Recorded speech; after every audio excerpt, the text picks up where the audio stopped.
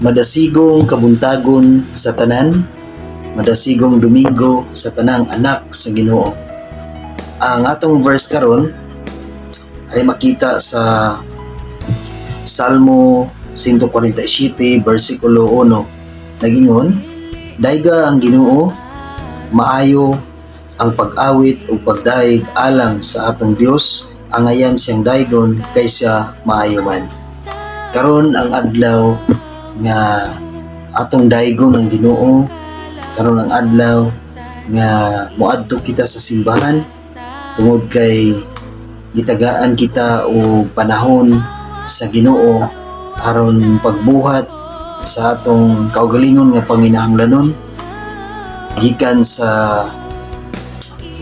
unang adlaw hangtod sa ikaunom nga adlaw apan sa ikapito ka adlaw diha nato ipakita ang atong madasigon nga pagdaig sa Ginoo.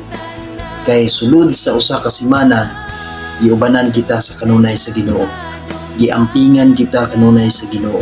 Busa atong simbahon ang Ginoo karon nga adlaw atong ipakita ang kadasig sa atong pagtuo ngadto sa atong Ginoo. Busa mga igsuon moadto kita sa simbahan aron atong matuman ang gusto sa Ginoo nga panaghiusa nga angay natong buhaton, atong pasidunggan ang Ginoo, atong awitan ang Ginoo, atong dayigon ang Ginoo tungod sa iyang pagkamaayo, sa iyang pag-amping kanato, sa iyang pagtultol kanato ug pinaagi sa atong panagtigom unsa ang kaalam nga naa kanato karon, mas madugangan pa kini kung kita maghiusa diha sa simbahan aron paghisgot sa pulong sa Ginoo o pagpaminaw sa pulong sa Ginoo.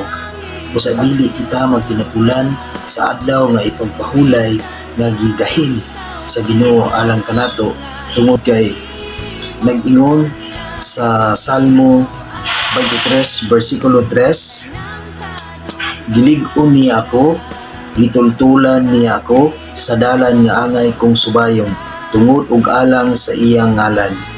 Walay rason nga dili ta moadto sa simbahan. Walay rason nga dili ta modaig.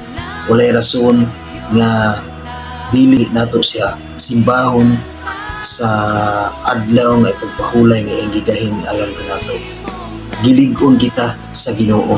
Sumala sa verse nga akong gibasa. Gilig-on kita sa Ginoo, gitultulan kita sa Ginoo sa dalan nga angay natong subayon aron mahimo kita nga matarong ug magkinabuhi sa kanunay sa iyang kabubuton. Ug labaw sa tanan, giprovidean taniya, giampingan taniya, gihatagan taniya sa atong panginahanglanon sa matag adlaw. Busa ning adlaw atong dayigon ang Ginoo, atong igahin ang atong panahon ngadto kaniya. Hinaut nga ang gahom sa Ginoo mao makig-uban ganato sa kanunay aron atong masabtan ang pulong sa Ginoo. Bless Sunday sa tanan o God bless, amping kamo sa kanunay.